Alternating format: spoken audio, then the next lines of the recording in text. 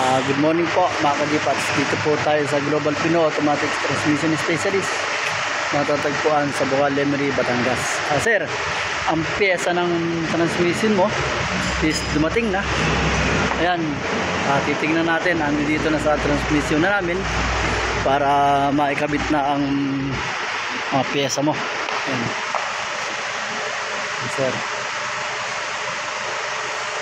para po samahan nyo ako sa transmissionan para makita natin ang mga pyesa ng Honda CR-V. Yan. Tara po, samahan nyo ako, sir. Sir, ito yung pyesa ng Honda CR-V nyo. Molded piston, ang filter, yung mga plates nya, yan, lining, metal plates, saka mga seal. Kakabit na natin yan. Ito sir, ang pyesa nyo naman. Ito mga pyesa ng Honda CR-V. Sir. Yan. Update namin sa kayo sir ulit pagka naikabit na natin lahat ito. Yan.